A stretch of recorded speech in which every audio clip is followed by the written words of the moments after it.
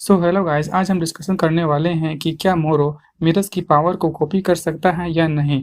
इसकी क्या पॉसिबिलिटी है और इसके फैक्ट पर बात करेंगे कि क्या रियली में मोरो मिरर्स की पावर को कॉपी कर सकता है या नहीं। क्या मोरो की कॉपी एबिलिटी मिरर्स पर लागू होगी या फिर नहीं, क्योंकि वो एक एंजल है तो हो सकता है मोरो की जो कॉपी एबिलिटी है वो मिरर्स पर लागू ना हो।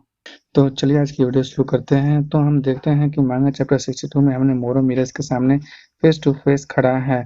तो क्या मिरर्स मोरो से फाइट करने वाला है या फिर सिर्फ मोरो के अटैक को डॉज करेगा, ताकि तब तक के लिए डैंडे को इनफ टाइम मिल जाए गोकू और वेजिटा को हील करने के लिए। ऐसा होने की पॉसिबिलिटी काफ़ी ज़्यादा है। ऐसा हो भी सकता है क्योंकि मिरर्स अपनी पावर को मोरो के सामने रिलीज नहीं कर सकता है, क्योंकि ये उसके एंजल लॉ के खिलाफ है। क्योंकि हम सब पहले ही देख चुके हैं कि जब मिरर्स गोकू को ट्रेनिंग दे रहा होता है तब वो पावर को रिलीज करने वाला ही होता है, लेकिन विश मिरर्स को बीच में ही रोक देता है क्योंकि ये एक एंजल के लॉ के खिलाफ होता है और फिर विश मिरर्स को वहां से लेकर चला जाता है। तो यार ये सब तो बेसिक बातें हैं, हम तो मोरो के कॉपी एबिलिटी के बारे में बात कर रहे हैं। क्या वो एंजल की पावर को कॉपी कर सकता है या फिर नहीं, उसकी एबिलिटी पर लागू नहीं होगा।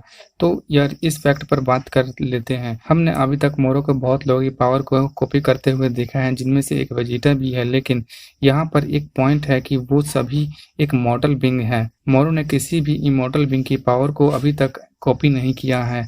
हम जानते हैं कि हर यूनिवर्स में एक गॉड ऑफ डिस्ट्रक्शन है, जिनके पास एक खास तरीके की पावर होती है। अगर वो उस यूनिवर्स का गॉड ऑफ डिस्ट्रक्शन चाहे तो वो किसी को भी डिस्ट्रॉय कर सकता है। यूनिवर्स में जो कुछ भी एग्जिस्ट करता है वो उन सभी चीज़ों को बस एक ही चुटकी में हकाई कर सकता है। तो यार गॉड ऑफ डिस्ट्रक्शन को ये हकाई की पावर कहाँ से मिली है। हम जानते हैं कि विश विरस का टीचर है, जैसा कि हमें बैटल ऑफ गॉड में बताया गया था। तो यार ये हो सकता है कि एवरी गॉड ऑफ डिस्ट्रक्शन को उनकी हकाई की एबिलिटी एंजल से मिली हो। एंजल ने ही हर एक गॉड ऑफ डिस्ट्रक्शन को वो टेक्निक सिखाई हो।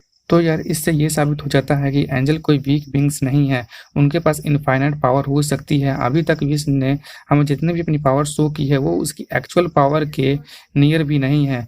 तो यार मेरे फैक्ट के हिसाब से तो मोरो की कॉपी एबिलिटी एंजल पर लागू ही नहीं होती है। और इस पर मेरे पास एक रियल फैक्ट भी है, और वो ये है कि एंजल किसी भी यूनिवर्स से बिलोंग नहीं करते हैं। एंजल एक अनडिफाइंड बीइंग है जिसे हमें पूरी तरीके से दिखाया नहीं गया है, खासकर उनकी पावर को। क्योंकि टूर्नामेंट ऑफ पावर में हमने देखा था कि जेनो सामा किसी भी यूनिवर्स को बस चुटकियों में डिस्ट्रॉय कर सकते हैं, लेकिन एंजल को नहीं। इससे ये साबित हो जाता है कि एंजल किसी भी यूनिवर्स से बिलोंग नहीं करते हैं। उनका काम बस जो हो रहा है उसको देखना होता है। वो किसी भी काम में हस्तक्षेप नहीं कर सकते हैं जब तक कि उनके यूनिवर्स के गॉड ऑफ डिस्ट्रक्शन एंजल को परमिशन न दे। तो मुझे लगता है कि मिरर्स अर्थ पर विरस की परमिशन से ही आया है। और रही बात कि मोरो मिरर्स को पकड़ सकता है या नहीं, तो मेरे हिसाब से तो मोरो मिरर्स को टच भी नहीं कर सकता। इवन द वो एक मॉर्टल फॉर्म में है, लेकिन उसे अल्ट्रा इंस्टेंट को एक्टिवेट करने की कोई ज़रूरत नहीं है, बिकॉज वो हर समय अल्ट्रा इंस्टेंट के ही स्टेट में होता है। ये विश ने हमें पहले ही बता दिया है जब वो गोकू और वेजिटा को ट्रेनिंग दे रहा होता है। और यार ये हम देख भी चुके हैं कि गोकू मिरर्स के साथ ट्रेनिंग में उसे टच भी नहीं कर पा रहा होता है। इवन द गोकू अपनी गॉड फॉर्म में होता है। तो यार मुझे नहीं लगता है कि मोरो मिरर्स को टच भी कर पाएगा, क्योंकि मोरो अभी गॉड ऑफ डिस्ट्रक्शन के लेवल का हो चुका होता है। फिर भी अगर मिरर्स चाहे तो वो मोरो को एक ही ब्लो में नॉक कर सकता है। तो यार ये मेरी अजम्पशन और कुछ फैक्ट थे जो मैं शेयर करना चाहता था। तो आपको क्या लगता है इसके बारे में, कमेंट में अपना ओपिनियन शेयर करें।